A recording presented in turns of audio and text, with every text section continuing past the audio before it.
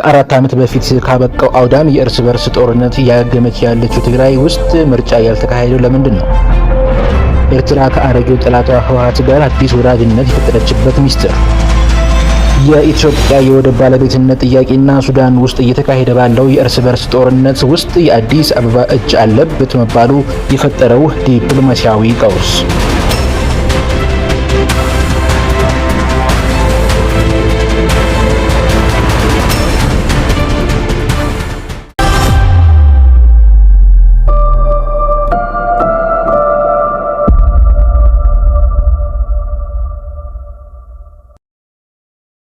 የታሪክ መደገም ወይስ አዲስ ምዕራፍ? በውጥረትና በቅሬታ ጥላ ስር የተካሄደው ምርጫ አብቅቶ የጠቅላይ ሚኒስትር አብይ አህመድ ብልጽግና ፓርቲ ከፍተኛውን የፓርላማ መቀመጫ በማሸነፍ አዲስ መንግስት ለመመስረት መዘጋጀቱ፣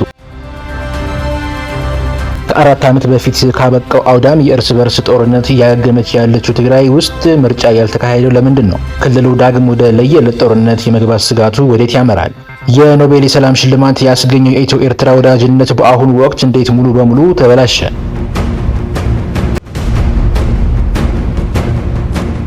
ኤርትራ ከአረጌው ጠላቷ ህወሓት ጋር አዲስ ወዳጅነት የፈጠረችበት ሚስጥር፣ የኢትዮጵያ የወደብ ባለቤትነት ጥያቄና ሱዳን ውስጥ እየተካሄደ ባለው የእርስ በርስ ጦርነት ውስጥ የአዲስ አበባ እጅ አለበት መባሉ የፈጠረው ዲፕሎማሲያዊ ቀውስ።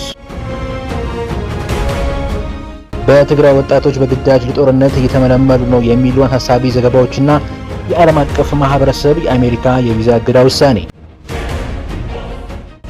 ሰላም ጤና ይስጥልን ውድ የቻናላችን ተከታታዮች፣ በዛሬው ልዩ የፖለቲካ የዜና ትንታኔያችን በአገራችን ኢትዮጵያና በቀጠናው ላይ የተደቀኑ እጅግ አንገብጋቢና አደገኛ የደህንነት ስጋቶችን ይዘንላችሁ ቀርበናል።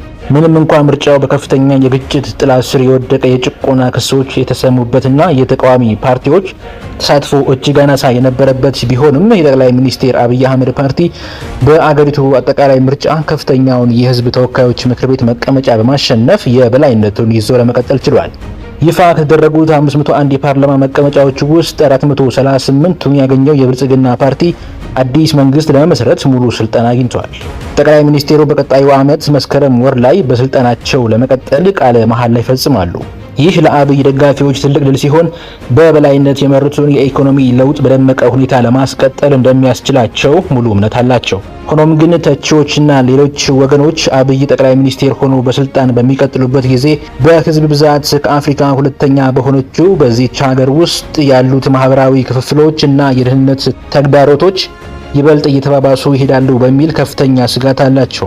የ49 ዓመቱ ጠቅላይ ሚኒስትር ለመጀመሪያ ጊዜ ወደ ስልጣን የመጡት በአውሮፓውያኑ 2018 የተካሄዱ ሀገር አቀፍ ተቃውሞችን ተከትሎ ነበር። መጀመሪያ ላይ ለአንድነትና መደመር ባደረጉት ጥሪ ከፍተኛ የህዝብ ተቀባይነትን ቢያገኙም ከሁለት አስር ዓመታት በላይ የአገሪቱን መንግስት የበላይ ሆነው ተቆጣጥረው ከቆዩት ከትግራይ ፖለቲከኞች ወይም ህወሓት ጋር በፍጥነት ተቃቅረዋል። አብይ ወደ ስልጣን በመጡ በአንድ ዓመት ጊዜ ውስጥ ከኢትዮጵያ ሰሜናዊ ጎረቤት ከኤርትራ ጋር የነበረውን የሁለት አስር ዓመታት የድንበር ፍጥጫ ለማስቀረት በወሰዱት ደፋር እርምጃ ምክንያት የኖቤል የሰላም ሽልማትን ማሸነፋቸው ይታወሳል። ነገር ግን ዛሬ ያ ሰላም የት ደረሰ? በአገሪቱ በአማራና በኦሮሚያ ክልሎች የሚካሄዱት ኃይለኛ የታጣቂዎች እንቅስቃሴዎች የመቆም ወይም የማብቃት ምልክት ባለማሳየታቸው ምክንያት የደህንነት ባለሙያዎች አገሪቱ ዳግም ወደ አውዳሚ ጦርነት ልትመለስ እንደምትችል በብርቱ እየተነበዩ ይገኛሉ። በምርጫው ቀን ከመንግስት ኃይሎች ጋር የሚዋጉ ታጣቂ ቡድኖች በፈጠሩት ከፍተኛ የደህንነት ስጋት ምክንያት በአገሪቱ በርካታ ህዝብ በሚኖርባቸው በሁለቱ ትልልቅ ክልሎች በአማራና ኦሮሚያ ውስጥ 143 የምርጫ ጣቢያዎች ሳይከፈቱ ቀርተዋል። በአማራ ክልል የሚንቀሳቀሱት የፋኖ ሚሊሻዎችና በሽብር ቡድንነት የተፈረጀው በኦሮሚያ ክልል የሚንቀሳቀሰው የኦሮሞ ነጻነት ሰራዊት ሁለቱም ምርጫውንም ሆነ የውጤቱን ህጋዊነት ሙሉ በሙሉ ውድቅ አድርገዋል። ከ4 ዓመት በፊት ካበቃው የ2 ዓመት እጅግ አደገኛ የእርስ በርስ ጦርነት ገና እያገገመ ባለው በትግራይ ክልል ያለው ሁኔታ አሁንም እጅግ አሳሳቢ ነው። ጦርነት በአዲስ መልክ ዳግም ሊቀሰቀስበት ይችላል ተብሎ የሚሰጋበትና 6 ሚሊዮን ነዋሪዎች ያሉት የትግራይ ክልል በዚህ አጠቃላይ ምርጫ ሳይሳተፍ ቀርቷል። ትግራይ በሁለት ዓመት ጦርነት ወቅት ወታደሮቿ ከኢትዮጵያ መከላከያ ኃይል ጋር በመሆን ህወሓትን የወጉት ከኤርትራ ጋር ትዋሰናለች። አስመራ ውድቅ ብታደርገውም የኤርትራ ጦር በትግራይ ውስጥ ሰፊ የሆነ የሰብአዊ መብት ጥሰትና ግፍ ፈጽሟል በሚል በዓለም አቀፍ ደረጃ ይከሰሳል። ነገር ግን ጦርነቱ ካበቃ በኋላ የአዲስ አበባና የአስመራ የዘመናት ወዳጅነት በፍጥነት ተበላሽቶ ወደ ጠላትነት ተቀይሯል። ባለፉት 3 ዓመታት ጠቅላይ ሚኒስትር አብይ ሀገራቸው በ1985 ዓ.ም ኤርትራ ነጻ ሀገር ስትሆን ያጣችውን የቀይ ባህር ወደብን በሰላማዊ መንገድ ይሁን በሌላ መንገድ መልሳ ማግኘት እንዳለባት በተደጋጋሚ ሲናገሩ ቆይተዋል። ለዚህም 1350 ኪሎ ሜትር የባህር ዳርቻ ያላት ኤርትራ ወደብ አልባ የሆነችውን ኢትዮጵያን ግዛት የማስፋፋትና ሉዓላዊነትን የመድፈር ምኞት አላት በሚል በከባድ ቃላት ትከሳታለች።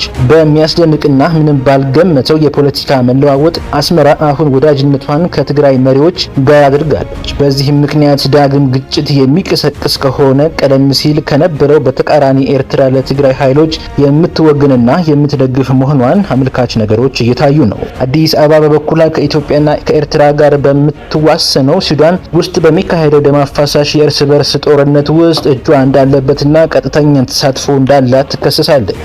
ምንም እንኳን የኢትዮጵያ መንግስት ይህንን በተደጋጋሚ ቢያስተባብልን በርካታ ዓለም አቀፍ ሪፖርቶች አዲስ አበባ የሱዳን ተፋላሚ አንጃ የሆነውን የጄኔራል ሐምዳን ደጋሎን ፈጥኖ ደራሽ ኃይል እንደምትደግፍ ያመላክታሉ። በሌላ በኩል ደግሞ የኤርትራና የትግራይ ኃይሎች ከፈጣን ደራሽ ኃይሉ ጋር በጽኑ እየተፋለመ ከሚገኘው ከሱዳን መደበኛ ጦር ጋር የጠበቀ ግንኙነት እንዳላቸው ለረጅም ጊዜ ሲነገር ቆይቷል። ይህ የተወሳሰበ የጥቅም ትስስር ጠቅላይ ሚኒስትር አብይ በቀጠናው ውስጥ የሰላም ፈጣሪነትን ሚና እንዳይጫወቱ እጃቸውን የሚያስርና መላው የአፍሪካ ቀንድን ሊያናጋ የሚችል አደገኛ ሁኔታን ይፈጥራል።